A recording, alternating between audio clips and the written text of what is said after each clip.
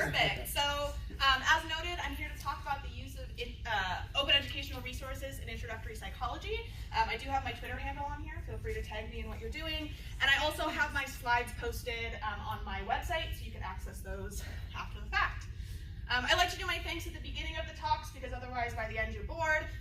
Hopefully not. But thanks to my collaborators, Dr. Carrie Cutler and Dr. Samantha Swindell, who I have absolutely no fun with. They're really boring people to work with, clearly.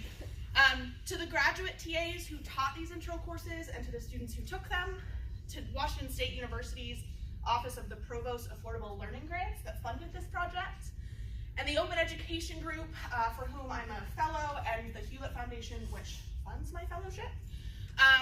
So let's get started. I'd also like to acknowledge that Denver and this conference are on the ancestral lands of the Cheyenne and Ute peoples, and I would really encourage you to take this opportunity to think about the ways that colonization has framed your teaching and how we can work to decolonize that knowledge in our teaching practices while we're here in Denver. Okay, so I'm actually going to give away the moral of my talk at the very beginning. Textbooks are really, really expensive. I imagine a lot of you in this class or in this room are students. This is not a surprise to you. This is a graph of the rate of increase in textbook costs over the last about 15 years compared to recreational books. If you look at textbook costs over the last 40 or so years, they've risen at over 1,000%, which far outpaces the rate of inflation.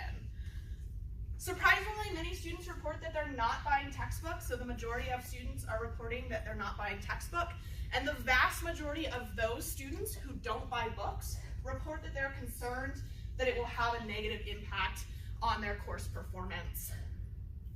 We probably shouldn't be surprised that students aren't buying books, given that about half of college students report food insecurity. A large number of them also report housing insecurity. So when you're choosing between your basic needs and a textbook you may or may not open, it's probably not surprising that they're not choosing to buy them. Open educational resources are increasingly seen as a solution to this problem. These are materials that are openly licensed, so anyone can use and modify them, and they're offered at no cost to students. Most research that's been done in this area finds that OER either enhance student outcomes or doesn't make a difference. And in OER land, null results are perfectly fine. If we're saving students money and they're doing just as well, that's a cool result for us. Students and faculty also both report positive perceptions once they've used OER in their courses. Unfortunately, just due to the nature of this work and of pedagogical work broadly, many of these studies span across different semesters, different topics, different institutions. And so the goal of this study was to examine the use of OER in a more controlled setting, using students that are taking the same course at the same institution in the same semester. We use introductory psychology at WSU. This is a general ed course at our university, so it represents a wide swath of students at WSU, predominantly underclassmen, and it enrolls approximately 1,000 students each semester. It's taught exclusively by graduate students, with approximately 100 students per section and around 10 sections per semester. We collected these data in fall 2018, so these are fresh data. The graduate teaching assistants were assigned to use either commercial, which was the text that the department had been using for the last several years, or an open text. We use OpenStack Psychology here. 6 sections ended up being assigned to the open text and 5 used the commercial text. We had an uneven number. And then at the end of the semester, students completed a survey on their outcomes and perceptions. So just some descriptive data to start out with.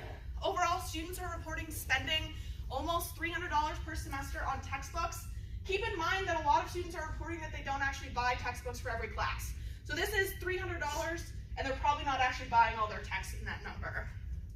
About half of students are reporting that high text costs have forced them to not use a required book in the past, also predominantly underclassmen, so this number probably grows over time. And of those students who didn't buy a textbook at some point, about 40% report that this has hurt their grades. So they believe that this is having a negative impact. And importantly, the effects of high text costs are not felt equivalently by our students. So the burden of high costs is not equivalent. We find over here on the y-axis, we have basically a derived variable looking at reports of low grades due to not buying text. So when they don't buy text, do they they think it hurts their grades. Over here we have not first-gen students. Over here we have first-generation students. We have a main effect for first-gen status. So first-gen students are reporting that when they don't buy the text, it hurts their grade more. And we have an interaction between ethnic and racial minority status and first-gen status. So students who are doubly disadvantaged, who are both first-gen and ethnic and racial minorities, are most often reporting that when they don't buy the text, that hurts their grade. We're not sure at this point if this is due to them lacking social support networks or they don't know about tutoring resources. Not sure the mechanism there, interested in finding out, but right now this is what our data are showing. 20% of our students report that high text costs have at some point led them to take fewer courses. 14% report that it's led them to withdraw from a course, and 65% report that the text costs are at least very important in deciding how they take courses. So clearly text costs are affecting their college trajectory and their time to graduation in ways that are likely negative. Interestingly, there is a non-significant difference in the number of students who report reading the text overall. So one of the sort of hallmarks of open is we think that students are going to read the text more if it's free. Overall, that wasn't the case, and for those instructors in the room, that's probably like, about 55% of students in the open condition are reporting that they read and use the textbook. That's about 52% in the commercial condition. Again, this is different based on some student classifiers. So we do have a significant interaction between ethnic and racial minority status and condition, such that people who identify as ethnic or racial minority students are basically more helped by the open. So they're more likely to access the open book when they're assigned it. There's no significant effect of book type on book quality questions. This tends to be a barrier that faculty report, that they think that if the book is open, it's not as good, so they'd be willing to do it if the book were as good. Our students seem to think it's as good. Obviously, null results are messy and sort of hard to interpret, but this seems to suggest that at least in our student population, their perceptions of the book quality was equivalent. Interestingly, despite equivalent liking, if we ask students what a fair price is for their book, they do report that the commercial book, like a fair price for the commercial book, would be higher.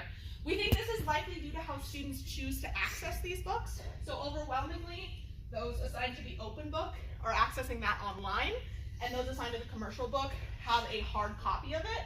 So it makes some degree of sense that if you have a hard copy of something, you might believe that that's of more value than something that you can access online.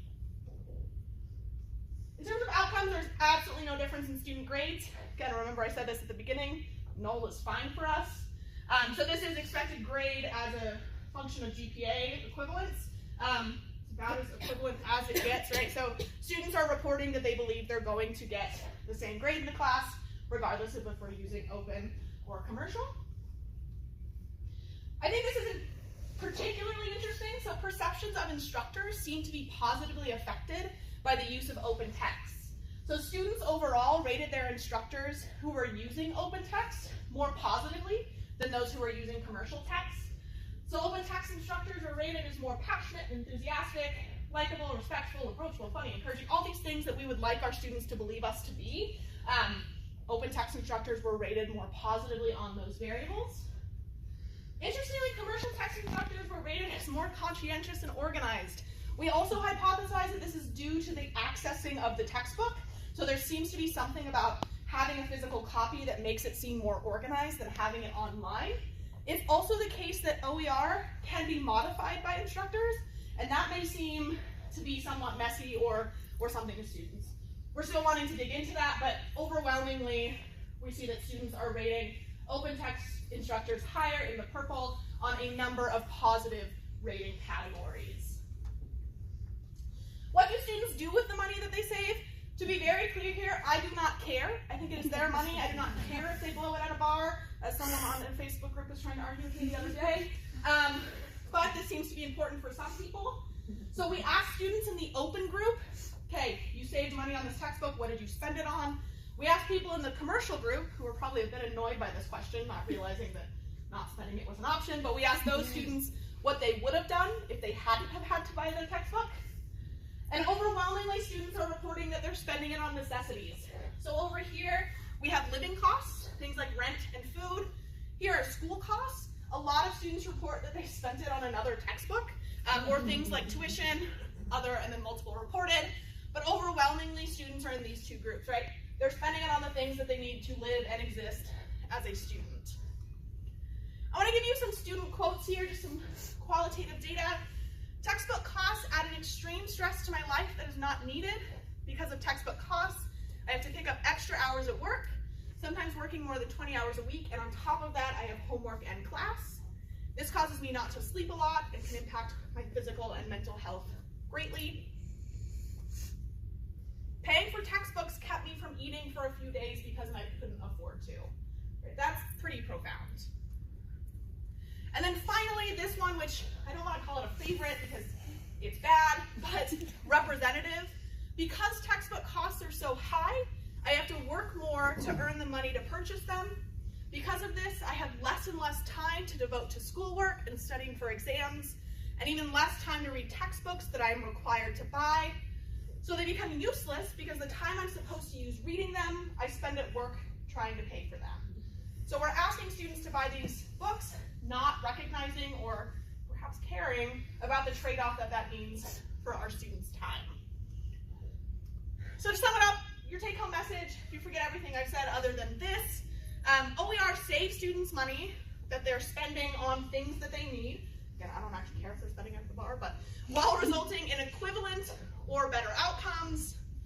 And they're a tool for equity in higher education, right? They are a tool that we have available to us now to help level the playing field for some of our most marginalized students. So that is what I have for you. I'm also on the job market next year, so if anyone would like this talk, come talk to me. That's what I have. Thank you.